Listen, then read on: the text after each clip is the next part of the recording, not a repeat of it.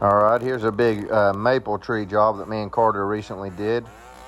Um, Now this tree was very sketchy as well. It was very rotten, and as you can see there, how it kind of forks out in I think 3 different directions here. There was another piece, and it had fell I think last year, and there's a video of me cutting it up. You may have seen that before. But anyways, this tree was very rotten inside. It almost, as far as the big trunks of this tree go, just about the only thing solid was the sapwood. Even when I did my notch on this one, I put a strap on it, thank goodness, because if I wouldn't have put a strap, there was an electric line that some of these branches, this one right here I'm cutting on, the bigger branch, was hanging right over top of, and it was hanging probably 2 inches above it. And I'm no arborist. I don't climb trees and cut. I don't intend to either. Nothing, and I have nothing but respect for that type of work, but I'm no arborist. So I'll fell trees from the ground and rig them however I have to and stuff, and I've done it quite a bit, and I'm pretty comfortable with felling trees from the ground. But this one right here, I ain't going to lie, or I'll be honest, I was definitely worried. I wasn't as comfortable as I'd like to be just because of how rotten it was and because of the lean that it had on it. I knew that it wasn't going to have a lot of hinge wood to hold it, and that's kind of what happened. The hinge wood actually split apart as it was coming down, and I had the strap, and I pulled back hard as I could, and actually fell backwards with the strap. And if it wouldn't have been for me doing that, it may have taken their electric line out. I had it strapped to a tree, but as it fell, that pressure started to kind of relieve off of the strap, and it allowed it to go farther than I wanted it to go. And I also think that was kind of due to the hinge wood breaking the way it did, splitting apart where it was so rotten. But anyways, as you can see, it's right above that line. I grabbed the strap and pulled back hard as I could and fell back with it, and I was able to steer the tree and keep it from taking that line out completely, probably. That's probably what it would have done. It's very tight quarters, really, because there was a chain link fence all the way around this lawn. You've got their house over there. Some of the branches were above it, and then you've got the electric line there. So it was kind of sketchy for me anyways. I'm sure a good professional arborist could have got up there and did it no problem. But me personally, too, I've heard some stories of electric lines. Honestly, I did not want to touch that line or even touch a branch that was touching it. And the one branch was about 2 inches above it. So that's not something I wanted to play with. I've heard of people touching electric line before and what it did to them. And, I don't want to touch an electric line ever. But as I said, this was really rotten. And here I am kind of put my face coat on it. And as you'll see here, it's really rotten inside. See that branch even laying on the ground there, how the core of it is pretty much gone. And it's just mainly sapwood.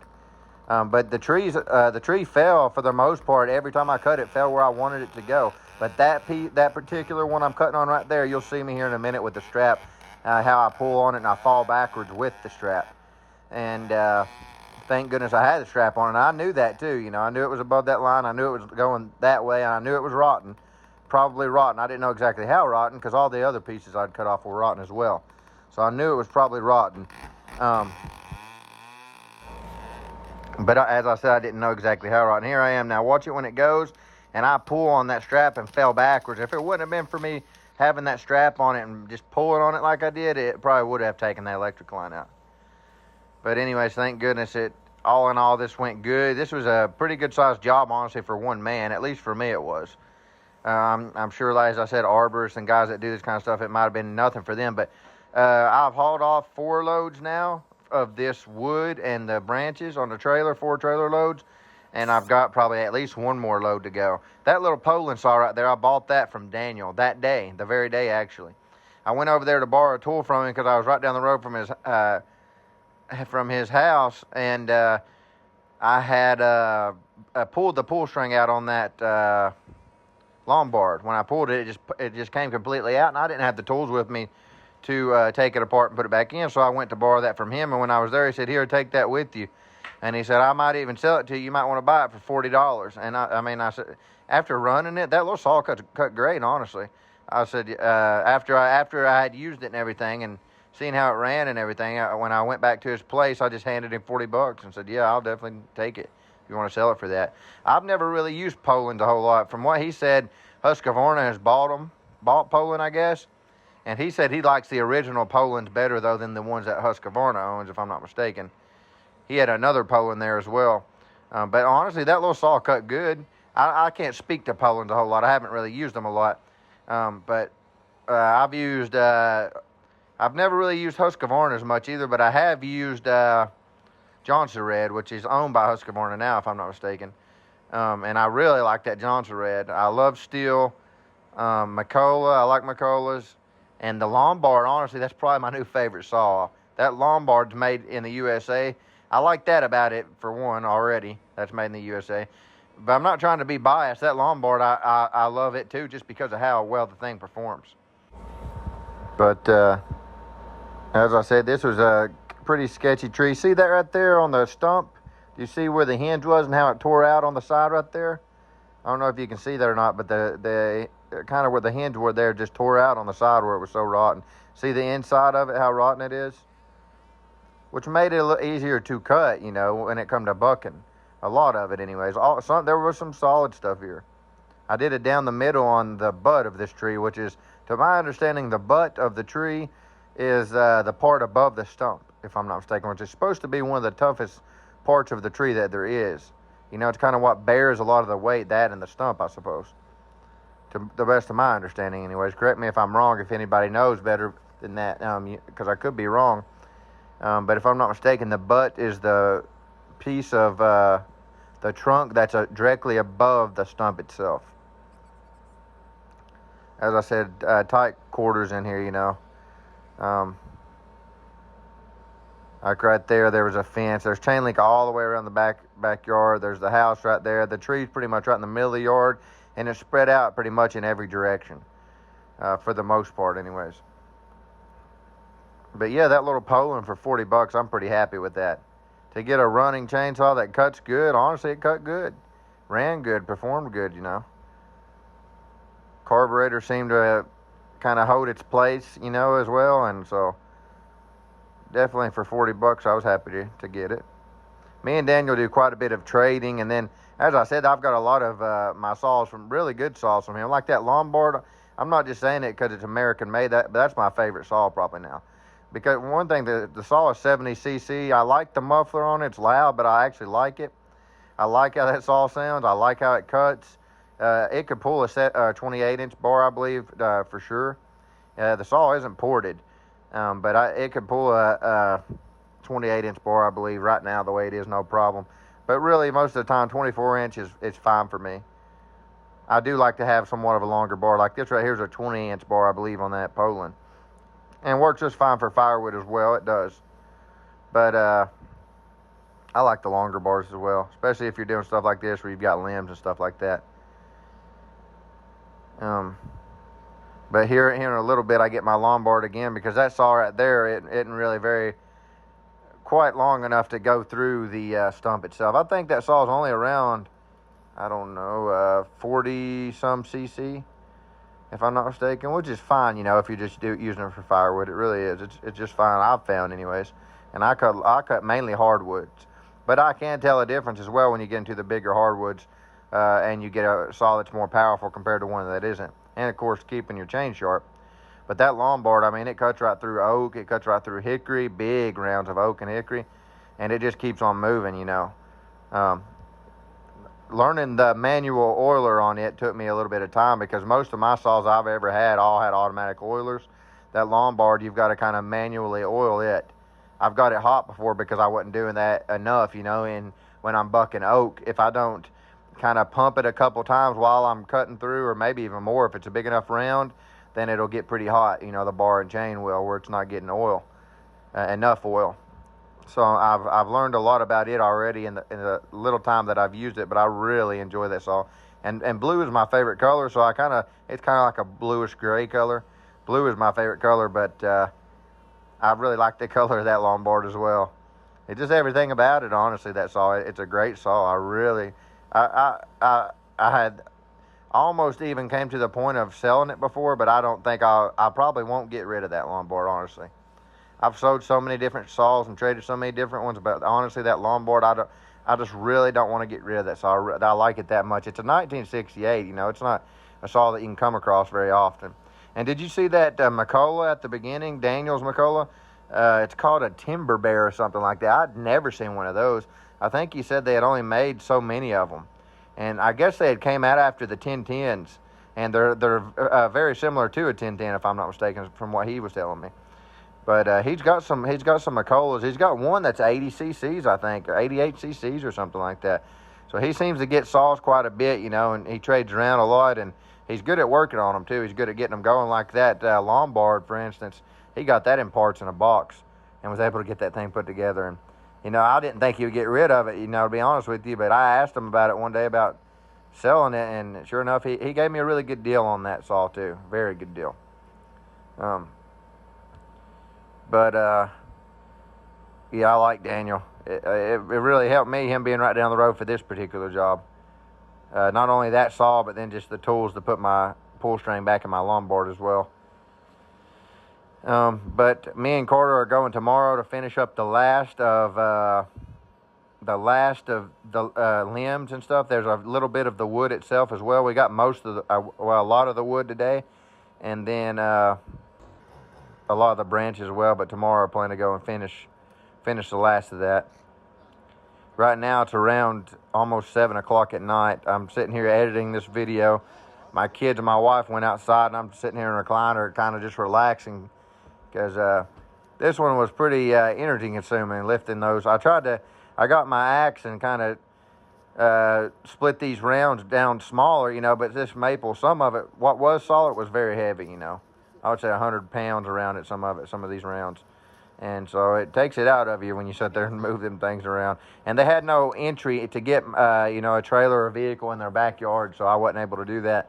So I had to carry some of it a decent ways, you know, some of the rounds and the branches. Just try to get the trailer as close as I could to their gate, because they just had a single gate, you know. And but all in all, it went good.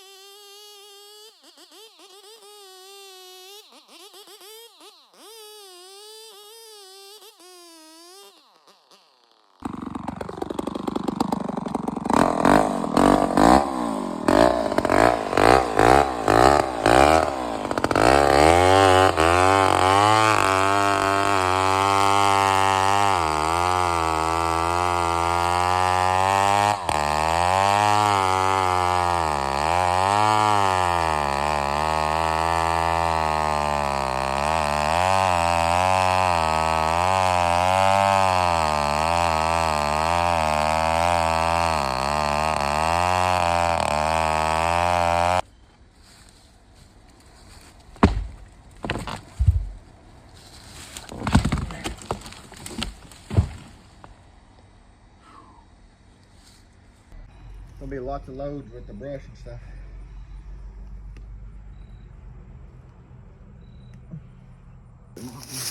Want to turn this off?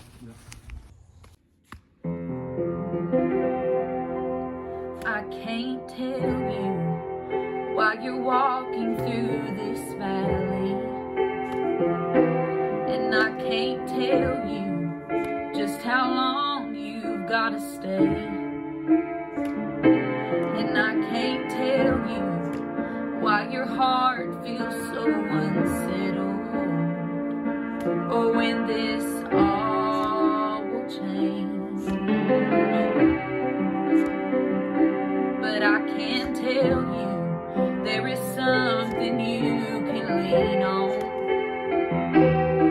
It's a promise that won't bend and it won't break. It will keep you in the future so uncertain. You're not out of grace.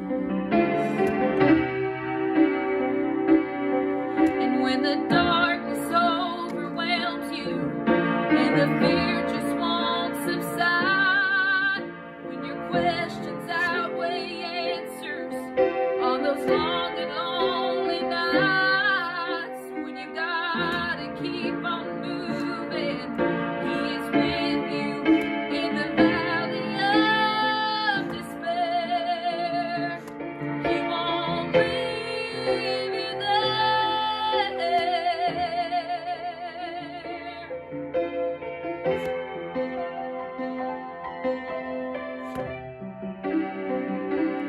He is with you when you feel you just can't make it, and He is right there when it looks like hope is lost.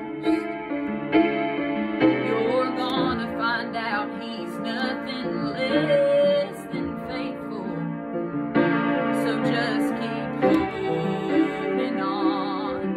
Keep holding on. When the darkness overwhelms you and the fear just won't subside, when your questions outweigh answers on those long and lonely nights, when you've gotta keep on moving, He is with you in the valley of despair, and He won't leave you there. He won't leave you there. I can tell you while you're walking through this valley, but I can tell you there is something you can lean on. It's a promise that won't bend and it won't